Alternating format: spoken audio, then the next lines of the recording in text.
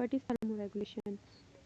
Thermoregulation is the ability of an organism to keep its body temperature within certain boundaries even when the surrounding temperature is very different. अब thermoregulation है क्या? Thermoregulation अपनी body temperature को maintain करने की ability है। अल्थो surrounding temperature different, surrounding temperature जैसा भी हो, वेरी कर रहा हो, कम हो या ज़्यादा हो, लेकिन अपने बॉडी टेम्परेचर को मेंटेन करने की एबिलिटी क्या है? Thermoregulation. Now what are endotherms and ectotherms? Endotherms सबसे पहले बताते हैं एंडोथर्म्स क्या होते हैं। And endotherm is an animal that regulate its own body temperature typically by keeping it at a constant level.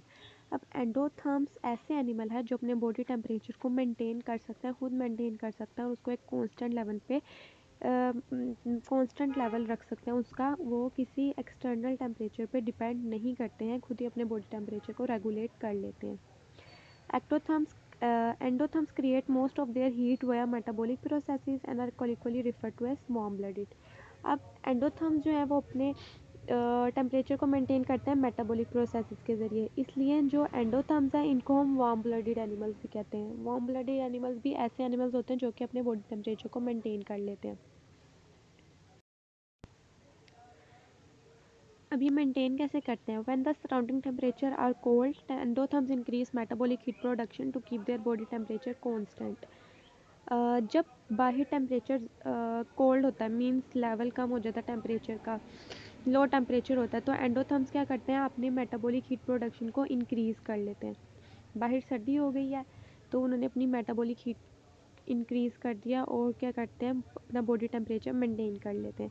इसलिए जो एंडोथर्म्स हैं वो एक्सटर्नल टेम्परेचर पे इतना डिपेंड नहीं करते हैं अपना इंटरनल टेम्परेचर मेंटेन करने के लिए, वो खुद ही अपना टेम्परेचर मेंटेन कर लेते हैं।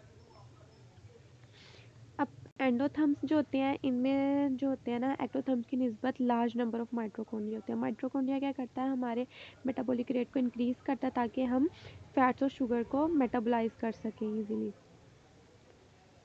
अब ये कैसे मेंटेन रखते हैं? Evaporation of water, respiratory surfaces के इर्द गिर्द इन एनिमल्स में एवापोरेशन होती है।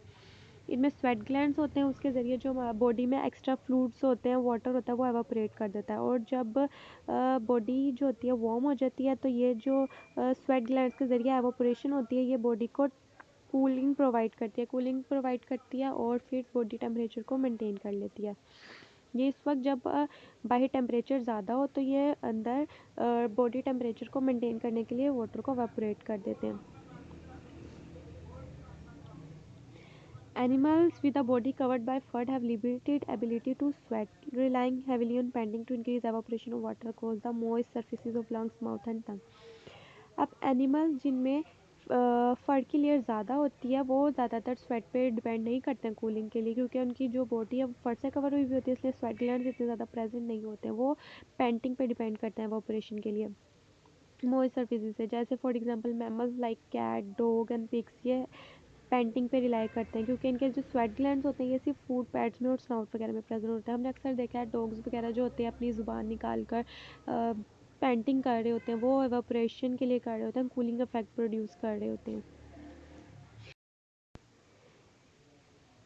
ये हो गई कूलिंग की बात कि जब उन्हें कूलिंग इफेक्ट चाहिए होता है तो वो अपने आप को कैसे स्वेट ग्लैंड्स के ज़रिए और पेंटिंग के ज़रिए कूलिंग प्रोवाइड करते हैं बॉडी को।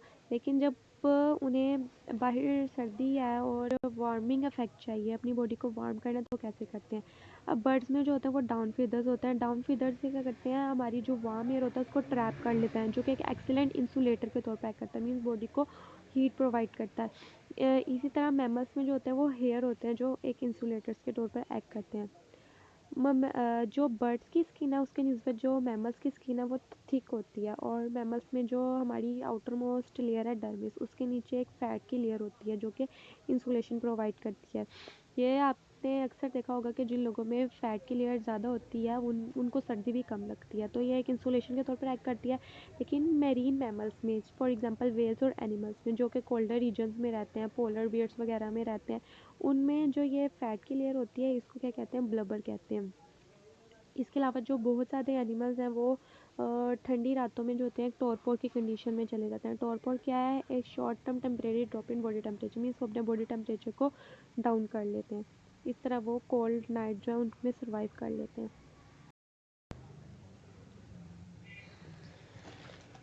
What are ectotherms? Ectotherms use external sources of temperature to regulate their body temperature.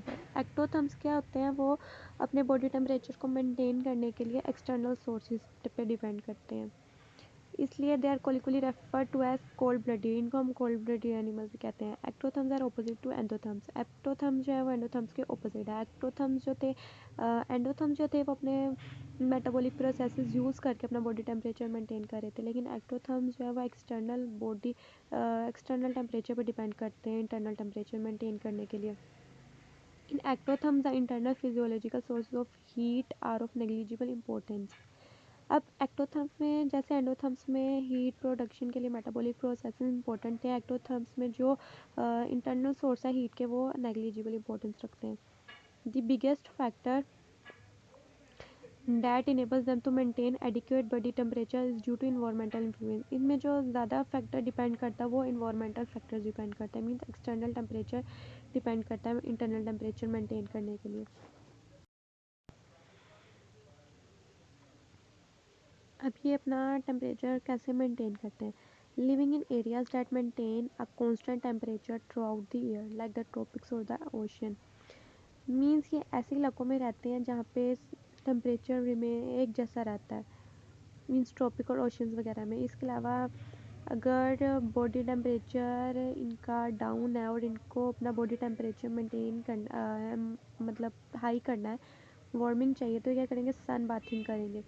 Means lizards वगैरह जो हैं वो बास्किंग करती हैं, एम्फीबियंस बास्किंग करते हैं एट द एंगल ऑफ सन के एंगल में खड़े होकर, राइट एंगल में खड़े होकर वो हीट लेते हैं सन से और इस तरह अपना बॉडी टेम्परेचर इंक्रीज़ कर लेते हैं कोल्ड टेम्परेचर में।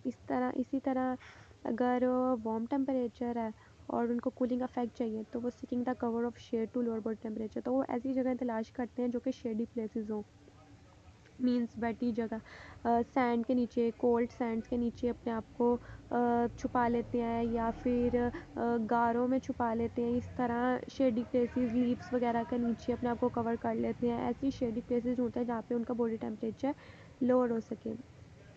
इस तरह एक्टोथर्म्स और एंडोथर्म्स अपने बॉडी टेम्परेचर मेंटेन रखते हैं। Thank you so much.